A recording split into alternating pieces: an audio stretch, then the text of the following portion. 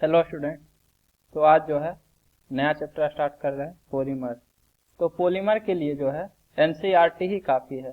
NCERT ही हम भी पढ़ाएंगे। ये जो भी नोट्स रहेगा जितना लेक्चर का सारा एनसीईआरटी से ही है। एनसीईआरटी से बाहर पढ़ने का जरूरत ही नहीं है पॉलीमर चैप्टर। तो बोर्ड में जब हम बोर्ड के लिए पढ़ाएंगे एनसीईआरटी केमिस्ट्री का, तो उस टाइम हम अलग से नहीं पढ़ाएंगे। इसी का लेक्चर जो है बोर्ड वाले प्लेलिस्ट में भी डाल देंगे, बस अलग से टेक्स्ट क्वेश्चन जो है करवा देंगे उस टाइम। तो सबसे पहले पॉलीमर का डिफिनीशन। पॉलीमर होता क्या है?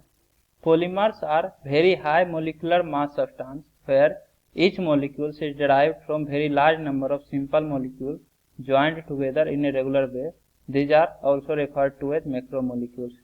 तो पॉलीमर जो है very high molecular mass substance होता है जहाँ पे कि each molecule is derived from very large number of simple molecule, जिसमें कि आपका each molecule very large number of simple molecule से डेराइव होता है। मतलब कि सिंपल मोलिक्यूल बहुत सारा एक दूसरे के साथ बॉन्डिंग करके पॉलीमर बनाता है, joint together in a regular way.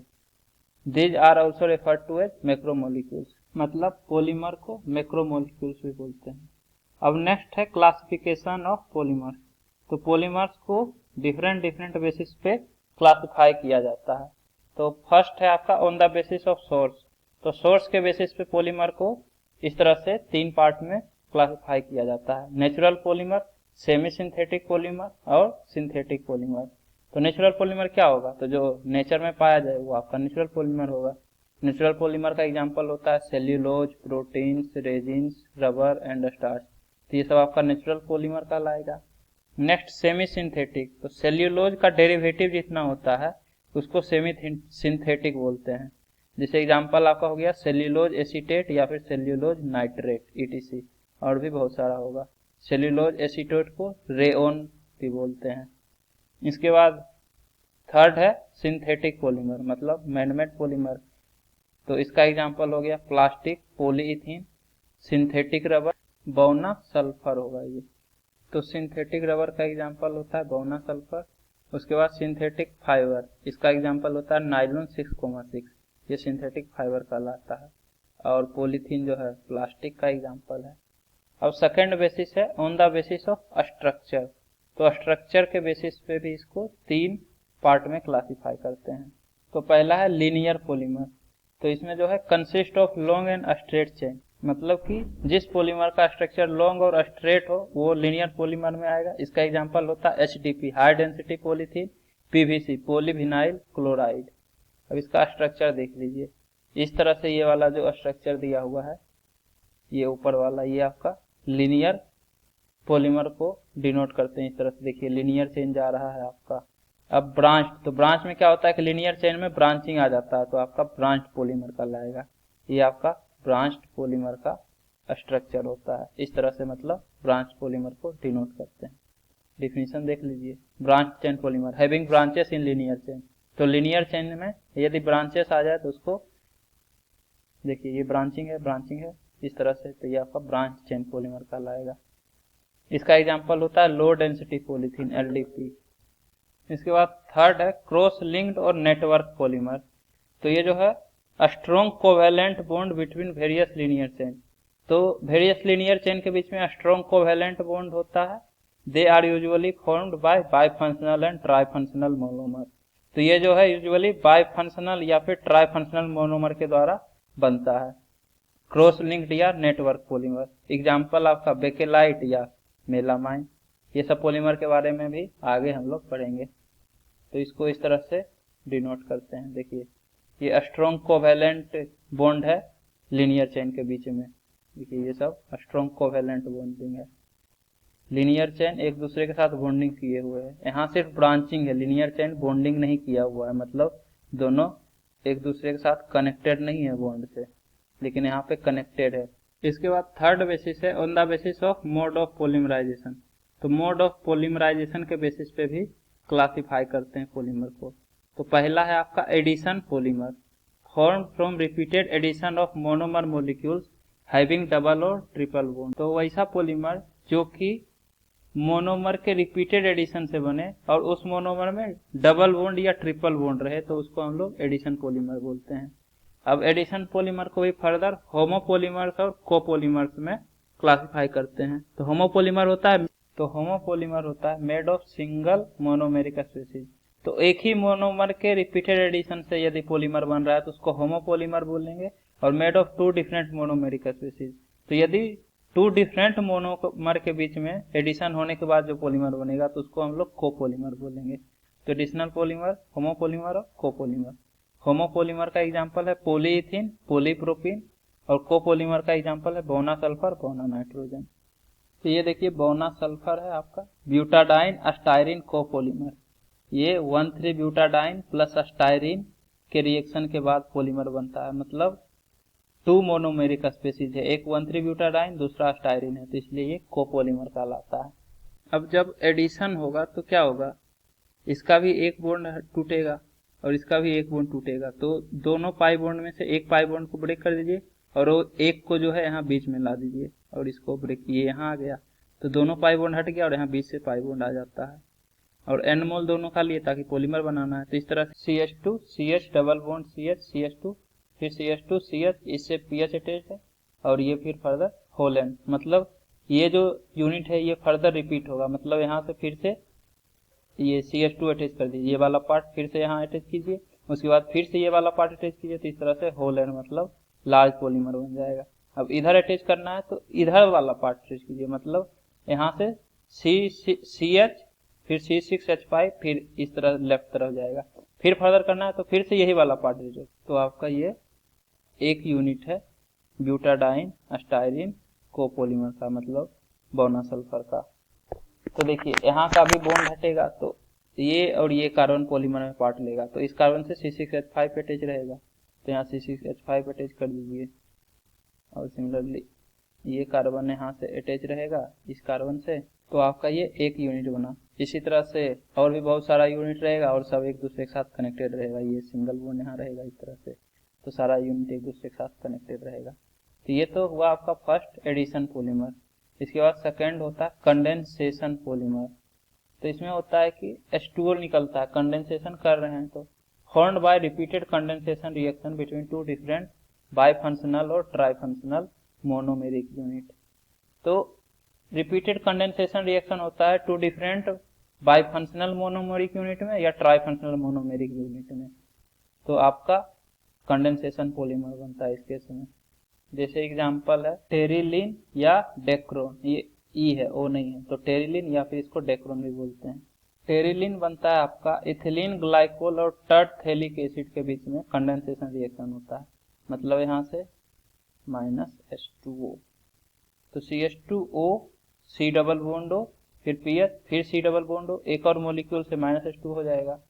Similarly ये वाला H भी जाएगा एक और कार्बोजाइलिक मतलब ये टर्थेलिक एसिड का COOH के साथ, तो यहाँ से भी ये H और ये OH चला जाएगा, तो यहाँ से O फिर C डबल बॉन्ड O, तो ये O के साथ बॉन्ड ये फर्दर एक्सटेंड होगा, तो O फिर CH2 CH2 O C double bond O, तो CH2 CH2 O C double bond O फिर PH फिर C डबल बॉन्ड O, क्योंकि ये OH जो है फर्दर अगले मॉलिक्यूल के साथ चला जाएगा, मतलब यहाँ से ये बॉन्ड एक्सटेंड रहेगा और इसका होल N। तो ये आपका टेरिलिन या फिर डेक्रोन कहलाता है, मतलब ये फर्दर N यूनिट तक एक्सटेंडेड रहेगा इधर और इधर। ये पॉलीमर हो गया आपका टेरिलिन या फिर डेक्रोन का। इसका नाम इथेन 1,2 डायोल भी होता है IUPAC नेम, और इसका IUPAC नेम होता है बेंजीन 1,4 डाई कार्बोजाइलिक एसिड। इसके बाद B है इसी में नाइलॉन 6,6, तो ये भी कंडेंसेशन रिएक्शन से ही बनता है।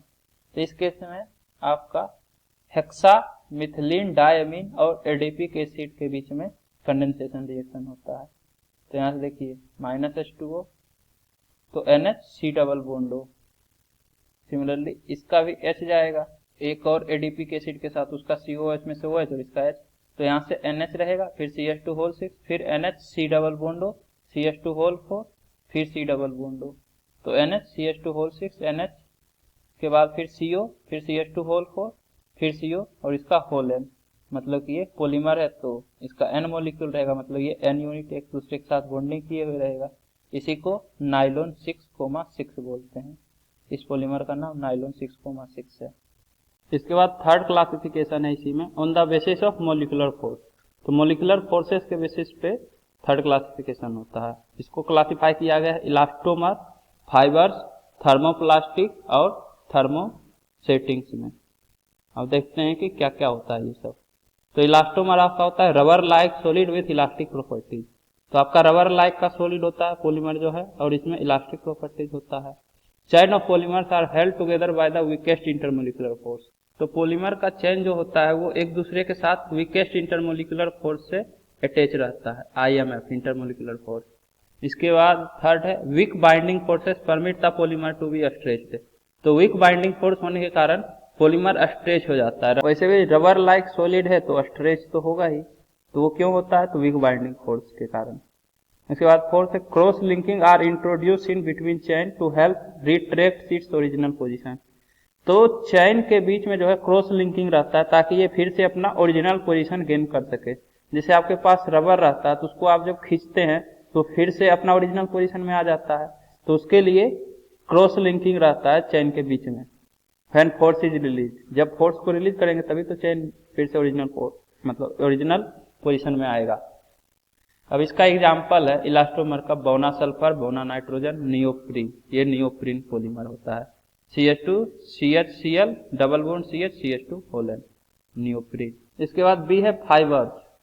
तो फाइबर्स के बारे में कुछ पॉइंट है। Thread forming solids which possess high tensile strength and high modulus.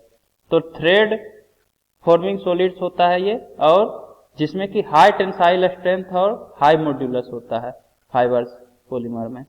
Strong intermolecular force like hydrogen bonding.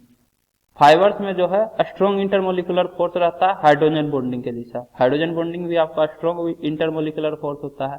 Week intermolecular force का एग्जांपल होता है आपका वेंडर वाल फोर्स। इसके बाद थर्ड है this strong force also lead to close packing of chains and thus impart crystalline nature.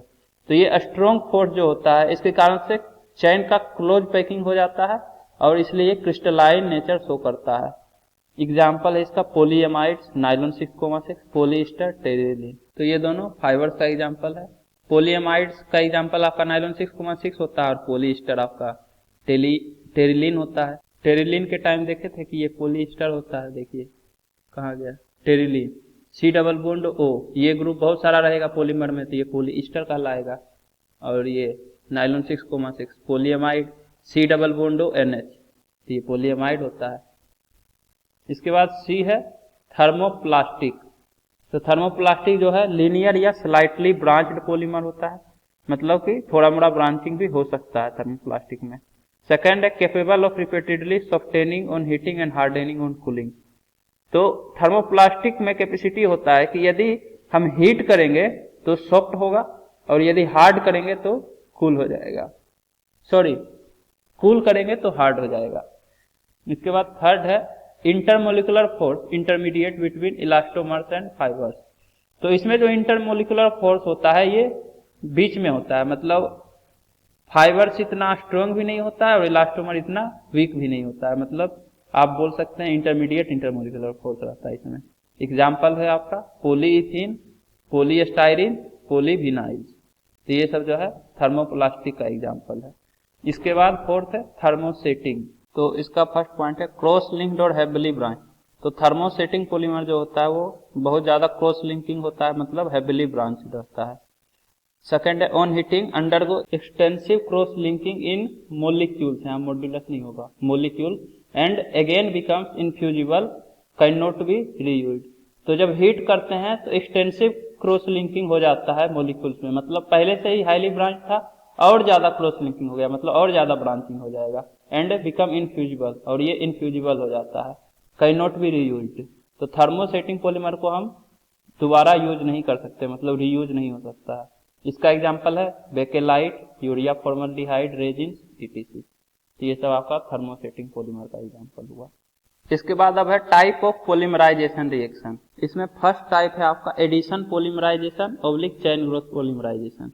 तो पहला आपका पॉलीमराइजेशन रिएक्शन का टाइप है एडिशन पॉलीमराइजेशन रिएक्शन। तो इसके बारे में कुछ पॉइंट है कि पहला, मॉलिक्यूल्स ऑफ सेम मोनोमर और different monomer add together on large scale to form a polymer. तो सेम मोनोमर का मॉलिक्यूल या फिर डिफरेंट मोनोमर भी हो सकता है, add together on large scale. तो लार्ज स्केल पे एड होता है और पॉलीमर बना लेता है। इसी में सेकंड पॉइंट है monomers used are unsaturated compound. तो जो मोनोमर यूज होता है वो अनसैचुरेटेड कंपाउंड होना चाहिए एडिशन पॉलीमराइजेशन रिएक्शन के लिए, मतलब उसमें डबल बॉन्ड या ट्रिपल बॉन्ड होना चाहिए। थर्ड है leads to increase in length of chain.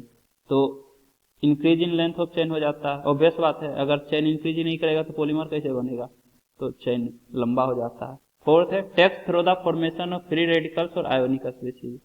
तो एडिशन पॉलीमराइजेशन जो है या तो फ्री रेडिकल बना के फॉर्म होता है या फिर आयोनिक स्पीशीज से आपका फर्दर पॉलीमराइजेशन रिएक्शन होता है। और पांचवा है free radical governed addition is the most common mode. तो फ्री रेडिकल मैकेनिज्म जो है मोस्ट कॉमन मोड है पॉलीमराइजेशन रिएक्शन का, एडिशन पॉलीमराइजेशन रिएक्शन का। अब मैकेनिज्म देखते हैं फ्री रेडिकल का।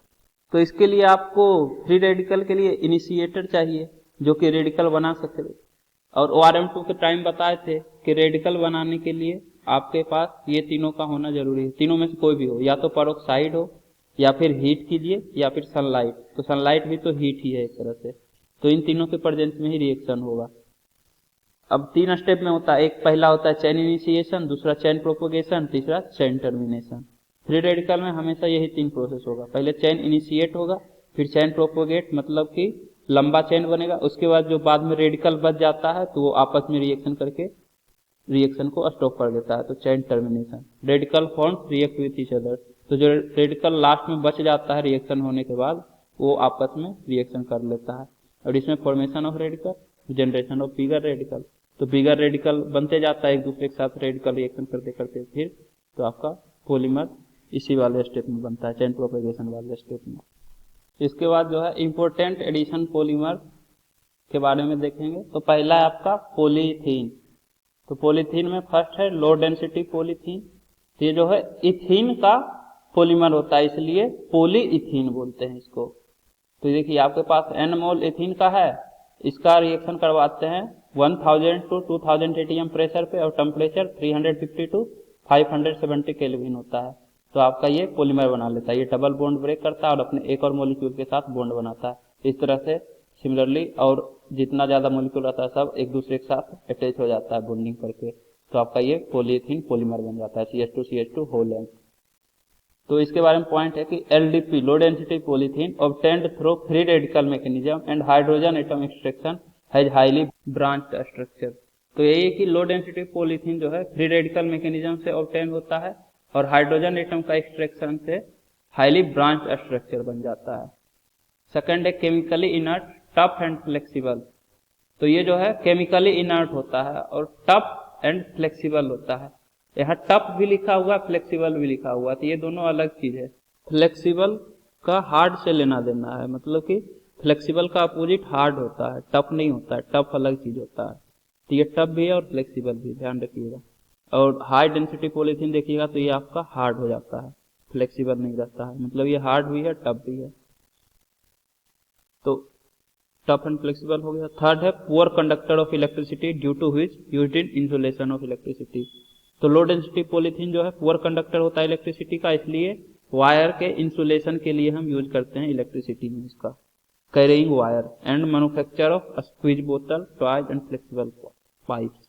और इसका यूज स्क्वीज बोतल का मैन्युफैक्चरिंग में यूज होता है, टॉयज में या फिर फ्लेक्सिबल पाइप के लिए लो डेंसिटी पॉलीथीन यूज करते हैं। इसके बाद सेकेंड है HDP हाई डेंसिटी पॉलीथीन। तो ये जो है फॉर्म होता है addition polymerisation of ethene in a hydrocarbon solvent in preparation in presence of Ziegler Natta catalyst. तो हाई डेंसिटी पॉलीथीन भी जो है इथीन के पॉलीमराइजेशन से ही बनता है, लेकिन इस केस में आपका हाइड्रोकार्बन सॉल्वेंट होता है और जिगलर नट्टा कैटलिस्ट के प्रेजेंस में रिएक्शन होता है। ये जिगलर नट्टा कैटलिस्ट क्या होता है, तो ये AlEt3 एंड TiCl4, ये आपका जिगलर नट्टा कैटलिस्ट है। 333 kelvin to 343 kelvin under 6 to 7 atm। और ये रिएक्शन जो होता है इस टेम्परेचर रेंज में और इस प्रेशर रेंज में होता है, मतलब 6 to 7 atm के आसपास प्रेशर होना चाहिए और 332 to 343 केल्विन के आसपास टेम्परेचर होना चाहिए। सेकेंड पॉइंट है HDPR हार्ड एंड टफ। तो ये जो है हार्ड होता है और टफ होता है, हाई डेंसिटी पॉलीथीन। ये भी टफ है और फ्लेक्सिबल है, ध्यान रखिएगा। थर्ड है linear molecules and high density due to close packing. तो हाई डेंसिटी पॉलीथीन जो है लीनियर मॉलिक्यूल होता है, और हाई डेंसिटी तो होगा ही, हाई डेंसिटी लिखा हुआ ही नाम में है हाई डेंसिटी पॉलीथीन, तो हाई डेंसिटी तो होना ही है ड्यू टू क्लोज पैकिंग। इसका रीजन है कि क्लोज पैकिंग होता है, मतलब एक दूसरे के साथ बहुत ही क्लोजली पैक रहता है, तो डेंसिटी ज्यादा होगा। फोर्थ है it is used for manufacturing buckets, dustbin, bottles, pipes. तो एचडीपी जो है बकेट मैन्युफैक्चर करने में यूज होता है, डस्टबिन बनाने के लिए यूज होता है, बोतल्स और पाइप के लिए यूज होता है। पॉलीथीन के बाद सेकंड है आपका पॉलीटेट्राफ्लोरोइथीन, इसको टेफ्लॉन भी बोलते हैं। तो ये एक्चुअली में टेट्राफ्लोरोइथीन का पॉलीमर बनता है, मतलब टेट्राफ्लोरोइथीन में एडिशन पॉलीमराइजेशन रिएक्शन होता है तो आपका टेफ्लॉन बन जाता है, या इसको पॉलीटेट्राफ्लोरोइथीन भी बोलते हैं। ये आपका टेट्राफ्लोरोइथीन है CF2 डबल बॉन्ड CF2 पर सल्फेट कैटलिस्ट होता है और हाई प्रेशर पे रिएक्शन होता है, तो आपका ये डबल बॉन्ड ब्रेक करता है और ये आपस में एक दूसरे के साथ पॉलीमर बना लेता है। इस तरह से CF2 CF2 फिर CF2 CF2 का पॉलीमर बन जाता है, मतलब CF2 CF2 होल एन। जब इसका एन मोल लिए तो होल एन रहेगा, तो ये आपका टेफ्लॉन बनता है पॉलीमर। तो टेफ्लॉन के बारे में कुछ पॉइंट है। It is chemically inert, resistant to attack by corrosive reagent. ये जो है केमिकली इनर्ट होता है और resistant to attack by corrosive reagent, मतलब कि कोरोड नहीं होता है टेफ्लॉन जो है आपका। इसके बाद सेकंड है used in making oil seals, gaskets and for non stick surface coated utensil. तो ये जो है वाइल सील्स के लिए यूज होता है, गैस्केट्स बनाने के लिए यूज होता है, और फिर non stick surface coated utensils के लिए भी आप टेफ्लॉन यूज करते हैं। इसके बाद सी है पॉलीएक्रायोनाइट्राइल। तो ये जो है एक्रायोनाइट्राइल का पॉलीमर होता है, इसलिए इसको पॉलीएक्रायोनाइट्राइल बोलते हैं। तो एन मोल एक्रायोनाइट्राइल का रहता है CH2 double bond CHCN, peroxide catalyst के प्रेजेंस में ये पॉलीमर बना लेता है, तो ये डबल बॉन्ड ब्रेक करेगा ये अपने एक और मॉलिक्यूल के साथ, तो यहाँ से CH2 फिर CH, ये यहाँ CN फिर CH2 फिर CH फिर यहाँ से CN, ये इस तरह से पॉलीमर बनाता है, मतलब CH2 CH CN का होल एन, ये मतलब ये यूनिट फर्दर रिपीटेड रहेगा। तो ये आपका पॉलीएक्रायोनाइट्राइल हो गया। इसका यूज होता है used as substitute for wool in making commercial fibre sale और एक्रिलेन। तो कहने का मतलब कि वूल का सब्स्टिट्यूट होता है आपका polyacrylonitrile in making commercial fibre, commercial fibre बनाने के लिए वूल का सब्स्टिट्यूट होता है पॉलीएक्रायोनाइट्राइल। इसके बाद सेकंड आपका है पॉलीमराइजेशन रिएक्शन, कंडेंसेशन पॉलीमराइजेशन, या फिर इसको स्टेप ग्रोथ पॉलीमराइजेशन भी बोलते हैं। तो कंडेंसेशन हो रहा है, मतलब -H2O होगा, सिंपल बात है। अभी थोड़ा देर पहले इसी लेक्चर में हम स्टार्टिंग में दोनों बताए थे, एडिशन और कंडेंसेशन, लेकिन एडिशन का मैकेनिज्म वगैरह नहीं बताया था, इसलिए फिर से बता दिया और उसको कुछ एग्जाम्पल भी बताना था।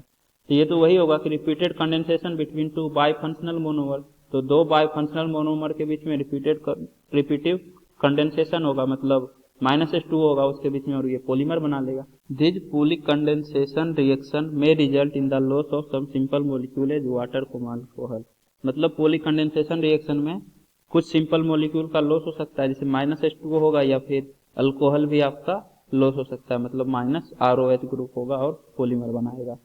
तो उम्मीद करता हूँ कि आपको ये वीडियो पसंद आई होगी। यदि आपको ये वीडियो पसंद आई है तो इसे लाइक करें, कमेंट करें और अपने दोस्तों को भी शेयर करना ना भूलें। Thank you.